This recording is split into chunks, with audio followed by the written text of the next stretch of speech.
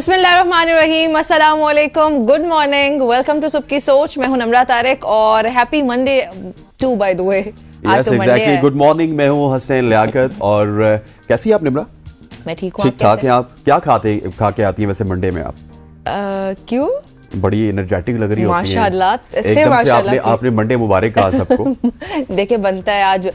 मैं चाहती हूँ क्योंकि हम लोग नए वीक का स्टार्ट करने जा रहे हैं, एक नया आगाज होता है, इसलिए मेरी एनर्जी से हमारी व्यूअर्स में एनर्जी आएगी। Exactly. इसलिए this energy is really important. यहाँ पे मैं भी ना एक नई तहकीक आते आते मुझे दिखने को मिली, तो मैंने कहा मैं आपसे शेयर कर दूं कि अगर मेरे जैसे भी बहुत सारे लोग हैं जिनको सुबह कुछ खाने का दिल नहीं करता, मतलब दिस इज मी। हाँ, तुम भी ऐसी हाँ, ठीक है। लेकिन ये है कि हम जब सुबह सुबह उठते हैं, क्योंकि बहुत अर्ली राइजर है, 5-6 बजे उठ जाते हैं, तैयारी करनी होती है, कुछ खाने का दिल नहीं करता। लेकिन डॉक्टर्स ये कहते हैं कि अगर आप खाली पेट एम्प्टी स्टमक के साथ अगर सेब खा लें, हाँ, तो आपको जो माइग्रेन का प्रॉब्लम है वो दूर हो सकता है, आपके सर दर्द का प्रॉब्लम दूर हो सकता है अगर आपने डॉक्टर से बचना है। और जिन लोगों को माइग्रेन का प्रॉब्लम है, क्योंकि माइग्रेन का प्रॉब्लम भी ना मेहरान कार की तरह है, पूरे पाकिस्तान का इशू है। हर दूसरे बंदे का, तीसरे घर में आपको वो बंदा मिलेगा जिसको सर दर्द होता है, माइग्रेन का पेन होता है।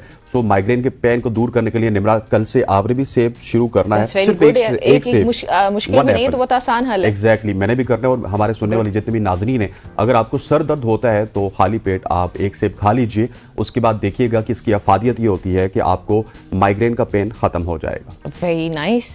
चलिए, तो आपने बड़ी एक अच्छी रिसर्च हमारे साथ शेयर की है।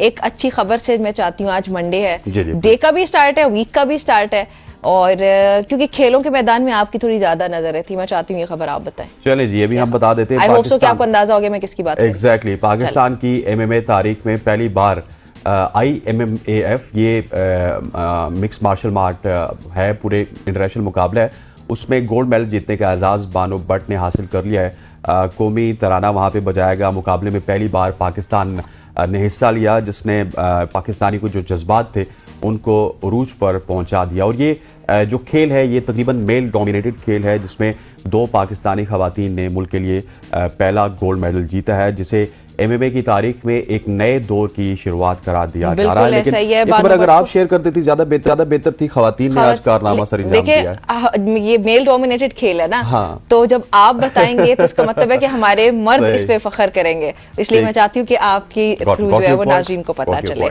अच्छा जी, आगे बढ़ते हैं, आपके साथ एक और खबर भी शेयर करते हैं। गवर्नर खैबर पख्तूनख्वा फैसल करीम कुंडी ने पेशावर के गवर्नर हाउस में सूबे के पहले AI सेंटर के कयाम का ऐलान किया है। वैसे तो वो काफ़ी स्टेप्स कर रहे हैं, और गवर्नर हाउस खास तौर पे जो है वो इवेंट्स के लिए भी इस्तेमाल हो रहा है, इट्स ओपन फॉर पब्लिक। तो ये एक बड़ा अच्छा इनिशिएटिव वो लेने जा रहे हैं फैसल करीम कुंडी साहब। बाय द वे, इसका मकसद ये है कि डिजिटल टेक्नोलॉजी को फ़रोग दिया जाए, और ख़ास तौर पर एक और जो हम अभी बात कर भी रहे हैं हस्दैन के, ख़वातीन की बाख्तियारी और यूथ इंगेजमेंट को बढ़ाने के लिए उन्होंने ये इक़दाम किया। तो इसी तरह गवर्नर सिंध कामरान खान टिसोरी ने भी बासलाहियत स्टूडेंट्स जो हैं उनके लिए बैरून मुल्क तालीम के लिए मुफ्त स्कॉलरशिप्स का ऐलान किया, और गवर्नर हाउस में खुसूसी सेल भी कायम किया इससे मुतालिक, जो उन्हें इस अमल में मदद फराहम करेगा। So that's very nice. इस इक़दाम को हम अप्रिशिएट करते हैं, क्योंकि इसी के थ्रू जाहिर है जो पब्लिक का और गवर्नमेंट का जो ओहदेदारान का गैप होता है ना, कम्युनिकेशन गैप, वो कम हो जाता है, और इसके जरिए अवाम बड़ी आसानी से अपने मसाइल ओहदेदारान को बता के आगे बढ़ सकते हैं। IT सिटी तो बन नहीं सकी, लेकिन चलें, शुक्र है कि चलें एक इक़दाम के बाद आई होप सो कि बाकी भी हुकूमत कुछ काम कर रही है। अगली स्टोरी की जानिब जाते हैं। निम्रा, आपने AI का जिक्र किया, तो पाकिस्तान में तो इंटरनेट भी बहुत ज्यादा स्लो है, और जब इंटरनेट बहुत ज्यादा स्लो होता है, आपकी एक्सेस नहीं होती सोशल मीडिया पे, तो जब कम एक्सेस होती है ना, तो आपको इस तरह की खबरें मिलती हैं कि ATM मशीन्स बंद हो गई हैं, ये बल्कि मैसेज सर्कुलेट कर रहे हैं। एग्जैक्टली, इस तरह के मैसेजेस सर्कुलेट कर रहे हैं, और इसी मैसेज को मैं समझता हूँ कि काउंटर करने के लिए पाकिस्तान कम्युनिकेशन अथॉरिटी ने पाकिस्तान में ATMs की बंदिश की खबरों से मुतालिक वजाहत दे दी है। PTA हुकाम का कहना है कि LDI नेटवर्क्स की अदम दस्तयाबी या बंदिश का कोई मसला दरपेश नहीं है। ऐसा कोई मसला नहीं जो मुमकिना तौर पर IT और ATMs नेटवर्क्स या फाइनेंशियल सेक्टर को मुतासिर करे। PTA का मजीद कहना था कि मयाद खत्म होने वाले LDI लाइसेंस जो हैं उनकी मुअत्तली या उनको बंद नहीं किया गया। हालांकि ये इनकी जो मियाद होती है वो ख़त्म जब होती है तो उनको बंद भी कर दिया जाता है, लेकिन पीटीए का ये अच्छा इकदाम है कि उनके लाइसेंस की मियाद ख़त्म होने के बावजूद भी उनको नहीं बंद किया गया आवाम की सहूलत के लिए। बिल्कुल ऐसा ही है। चलें जी, अच्छी खबर हो गई एक, लेकिन ऐसे इंटरनेट बड़ा तंग कर रहा है। एग्जैक्टली। और कॉल्स भी नहीं लग रही। खैर चलें, हुकूमत को चाहिए कि अब जो एक्सपेरिमेंट्स हो रहे थे वो ख़त्म हो गए हो अगर, तो प्लीज़ इसकी बहाली पे काम किया जाए। अच्छा खैर, बांग्लादेश की तरफ बढ़ते हैं जी। बांग्लादेश में सैलाब से 15 अफराद हलाक हो गए, 48 लाख जो है वो मुतासिर हुए। मवासलाती निज़ाम की अगर बात करें तो ओब्वियसली क्योंकि सैलाब आ चुका है तो वो भी मुकम्मल तौर पर तबाह हो चुका। बांग्लादेश में आने वाला जो सैलाब है उससे 15 अफराद इस वक्त हलाक हुए हैं और लाखों अफराद जो मैंने पहले भी जिक्र किया, 48 लाख के करीब का ये नंबर है जो कि इस वक्त मुतासिर है, मुतासिरीन में शामिल है। और मुल्क के इस वक्त 11 अजला ऐसे हैं जहाँ पे शदीद बारिशें हो रही हैं और उसके नतीजे में 48, मतलब ये बहुत बड़ा नंबर है, 48 लाख पीपल, तो वो इससे इन्फ्लुएंस्ड हैं और उनको, बल्कि वो अफेक्टेड हैं, अफेक्टीज में आ रहे हैं। और जो मीडिया है उसका ये बताना है कि तकरीबन 9 लाख के करीब लोग सैलाबी सूरत हाल में फंसे हुए हैं। वो बहुत ही अफसोसनाक खबर है इस वक्त बांग्लादेश से। पहले ही उनकी गवर्नमेंट के साथ जो हुआ तो सियासी अदम इस्तेहकाम भी चले, अब तो बेहतर होने की जानिब है, बट फिर भी ये नई आफत उन पे आ पड़ी।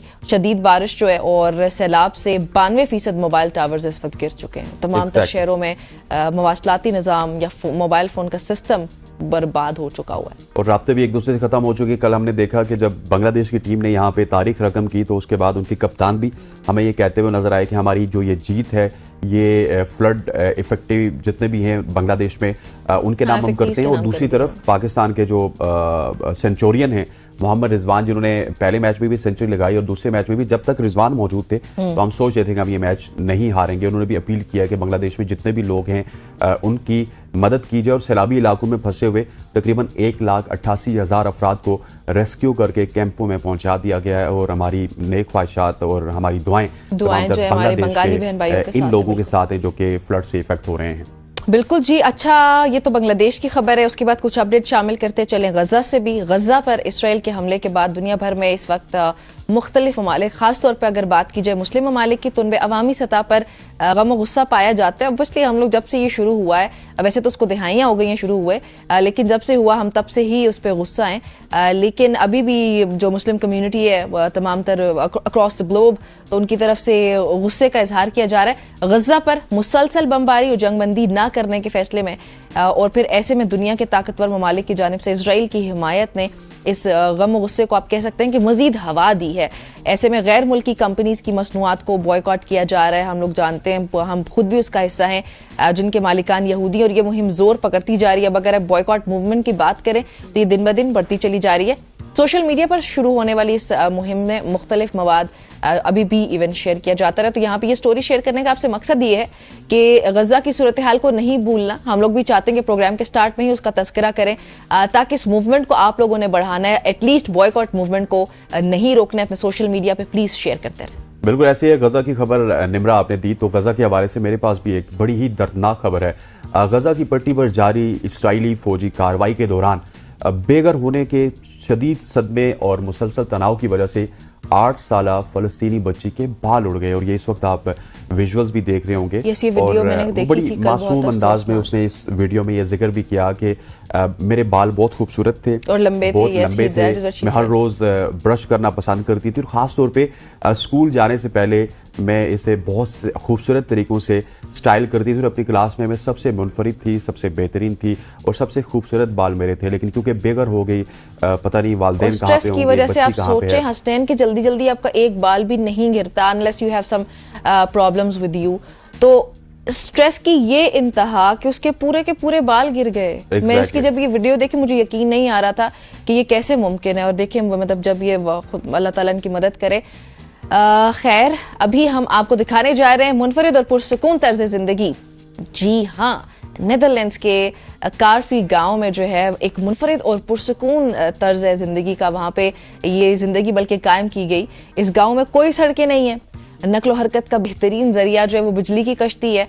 गांव के 26 अफराद और उनके गोल्डन जो है वो रिट्रीवर्स, उनके जो जानवर वगैरह हैं, और साइकिल जो चलाते हैं वहाँ पे लोग ज़्यादातर उन पैथ्स का इस्तेमाल करते हैं, आज़ादाना तौर पर घूमते हैं। और ये बड़ा ही खूबसूरत, ये विजुअल्स भी बल्कि हम आपको दिखा रहे हैं, तो आप सोच सकते हैं कि इस तरह के गांव में आप हंसते बसते रहते हो।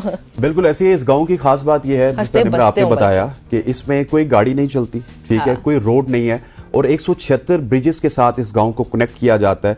और यहाँ पे जो आमदोरफ्त का सबसे बेहतरीन जरिया है वो इलेक्ट्रिक, आपके सामने चल रही होगी इलेक्ट्रिक कश्तियाँ, कश्ती भी वहाँ पे इलेक्ट्रिक चलती है। और इस गांव के लोग तकरीबन 2600 लोग, जैसा निम्रा ने आपको बताया, ये सारे पुरसुकून जिंदगी गुजारे हैं। That village is very popular around the globe, around the world. और नीदरलैंड्स मेरा ख्याल है कि ये मिसाल हमें बता रहा है कि गांव की जिंदगी को गांव की तरह ही जीना चाहिए और उसको तरजीह देनी चाहिए। बड़ी खूबसूरत और पुरसुकून जिंदगी है। मतलब ये कहने का कि अगर आपको पुरसुकून जिंदगी चाहिए तो नेचुरल हैबिटेट्स में जाना शुरू कर देना चाहिए हमें।